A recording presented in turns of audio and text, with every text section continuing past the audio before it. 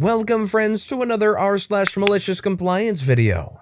Our first story of the day is by Jeff Sim. He could have said oops and that would have been the end of it.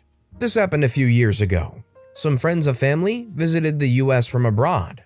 The father was an amateur photographer and posted their travels on social media. One of their stops was a hike somewhere in, I think, Utah. There was a picture of his wife laying across the railroad tracks in some sort of pose. Now, trespassing on railroad tracks is illegal. Yes, you can cross of course, but lingering or playing on the tracks is definitely a no-go. Being in the rail industry, I know a couple of drivers, engineers, who have been unfortunate enough to do irreparable damage to inattentive or deliberate trespassers. Trains cannot stop on a sixpence or steer out of the way. So I said something along the lines of, "Hey, nice photo, but please don't do it on railroad tracks," and thought that would be the end of it. Silly me. Instead, he went into full meltdown about how it was none of my business, that he was perfectly safe, there's nothing wrong with it, etc., etc. But also, being fully public on social media, my rail friends and even his friends started to chime in, pointing out the error of his ways. And so it went on.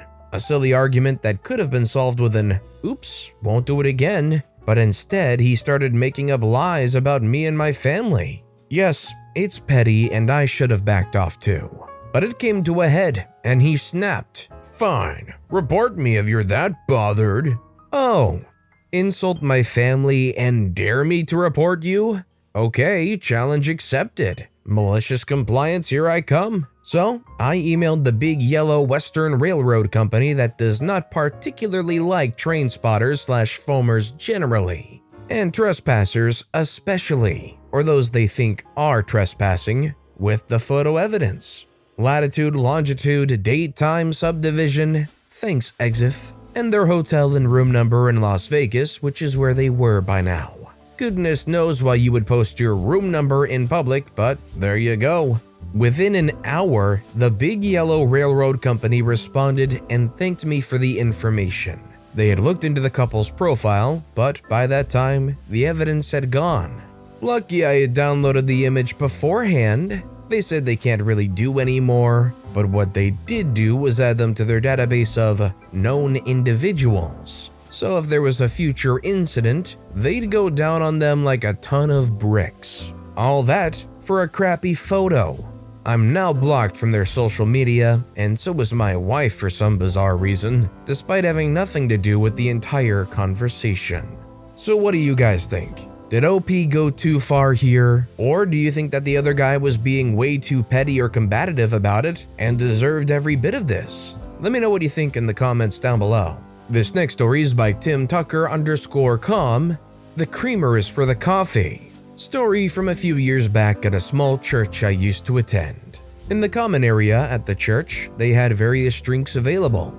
Mostly coffee and things you can make with hot water like tea or hot chocolate.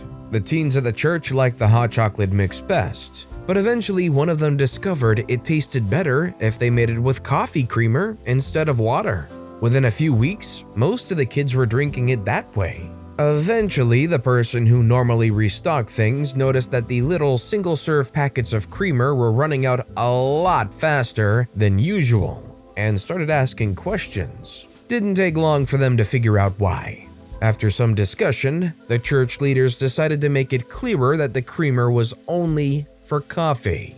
The result wasn't quite what they expected.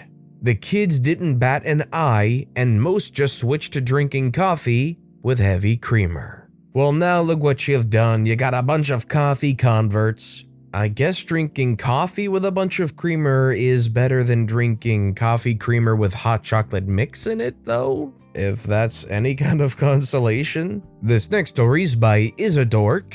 Did you know ladders have a grading system? I'd been working a technician job for this small company when I was asked to do a normal, usual, nothing special job.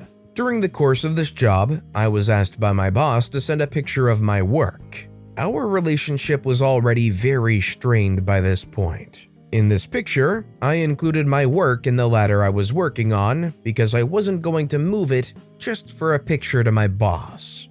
As I arrive back at the office, my boss calls me into his desk with a paper to sign, saying I performed an unsafe work act. The act in question, I used a customer's ladder. Something that we as a company had done for the 4 years I was there, including the very same boss. He talks to me about ladder grades, how I shouldn't have used the ladder since I didn't know its grade, and how much weight it can support. And then he sends me home early and to not come in the next day as a suspension.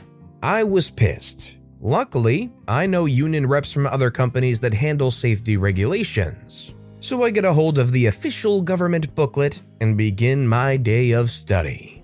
The very first day back, my boss again asks me to take a company ladder and go do a job. I look at every company ladder and identify that they are all classified as grade 3 household ladders. None within grade to support my weight of 250 pounds, let alone my tools. I break the news to my boss. Turns out none of the jobs he wanted me to do that day could be done, since he needed to instead provide ladder training that he failed to provide when I joined the company, and find a few very expensive A1 grade ladders.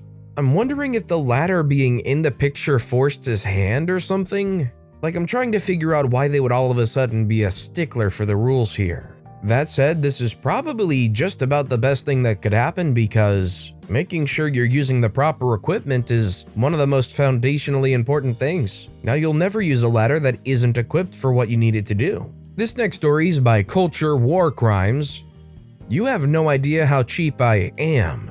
An ice cream story. I was a recent engineering graduate, working full-time, making pretty good money. I decided I wanted to propose to my girlfriend and needed that good diamond ring money. So I randomly took a job as a waiter at a local diner and would work afternoons, nights, and weekends. Making pretty crap money, but I'm desperate for money, so I didn't care. If you've ever worked at a job you don't need, it's really eye-opening. But that's another story. So as I'm sure most of you know, waiters and waitresses have side work to do at the end of their shift. Which to me seems pretty BS, but whatever. The state I lived in paid $2 an hour for servers on top of whatever tips they take home.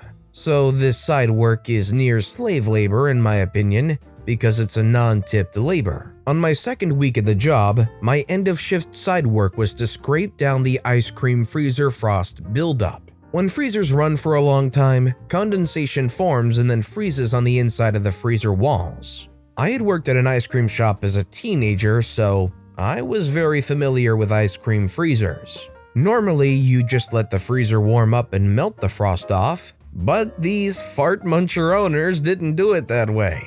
Instead, I was encouraged to pay a busboy $5 for him to scrape the frost. Now, in my mind, that just sounds like I'm paying an employee to do work at a restaurant I don't own nor profit from.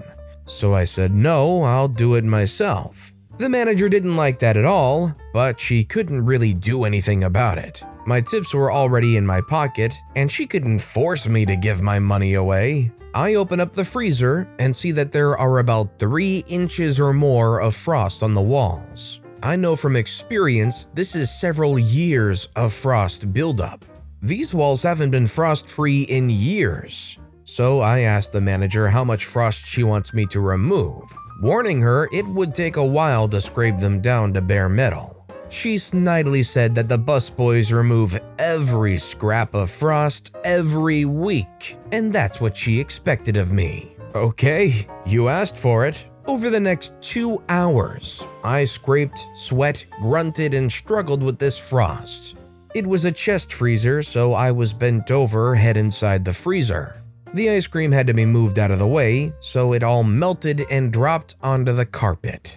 The freezer was in the dining area, so guests were treated to awful noises and my butt in the air. I sweat like a maniac and probably smelled awful. Everyone in the whole restaurant could hear this cacophony. Manager kept coming back to heckle me and ask, "You're gonna give up?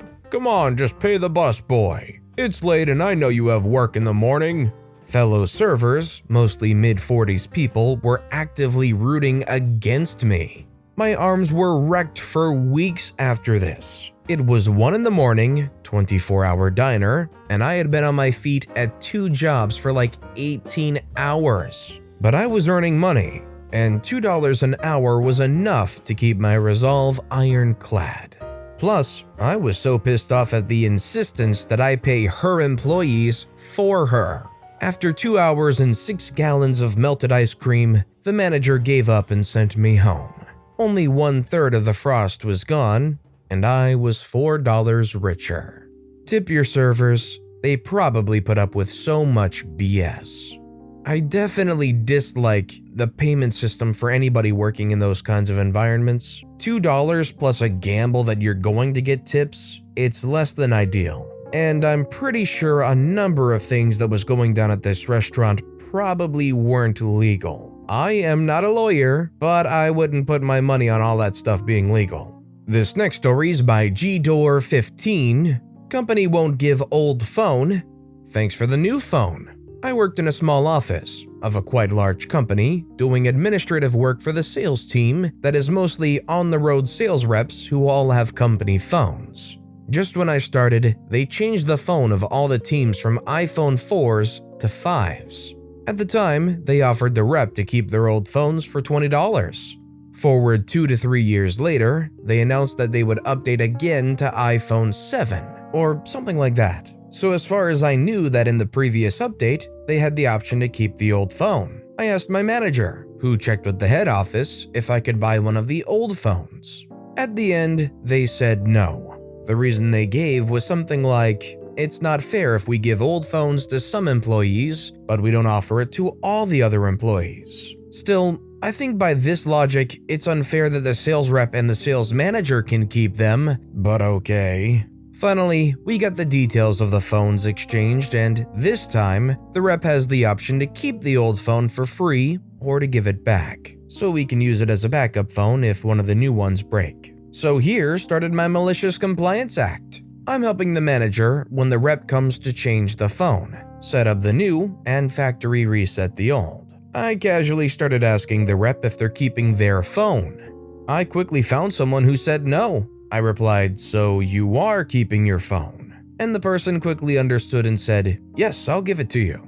A couple of weeks later, my manager noticed that I have a new phone. With a not super happy voice, they asked, did you take one of the phones the rep returned? No. They ask, who gave you their phone? I gave the name of the rep. Manager was not proud of me, but did not really care. Just wanted me to follow the directives from head office, and, well, I did. I get they don't want it to be unfair to all the employees, but I don't think OP can be faulted for what they did. Although they didn't do it through some kind of company process, they found a roundabout way to get somebody to personally choose to just give the old phone over. Since the person decided to keep the phone, it became their personal property, and they chose to just give it to OP. And our final story of the day is by Smart Talk, quitting and having to decline invites.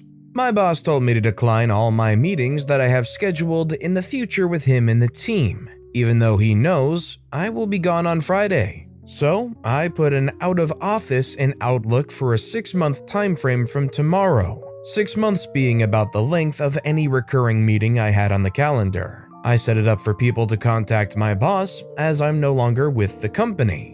I made sure to select the option to have Outlook auto-decline any meetings within that time frame. That means that it declined each one individually instead of a series decline, and he and others got about 30 to 60 plus individual meeting declines. Kiss my butt. I'm gonna go out on a limb here and assume that OP's experience with the company before quitting wasn't one that they want to look back on too fondly. I mean, if you're already on your way out and you're ready to burn those bridges, if you work for a company that uses email very frequently, murdering those mailboxes with tons and tons of mail, probably a pretty decent annoyance, unless they know how to work filters. But with that being said, that's all the time we have for today. So if you have a favorite story of the day, let me know which story and why in the comments down below. But besides that, if you enjoyed the video, please consider giving it a like, and if you haven't, subscribe and turn notifications on so you'll never miss an upcoming video. No matter what you do, whether it's just viewing the video, liking, subscribing, turning notifications on, I appreciate the heck out of it. Every little thing that you do helps the channel grow that much more, and I can't thank you enough for it. So, until next time, I hope you all have a wonderful day, and I'll be right here next time on the Storytime channel.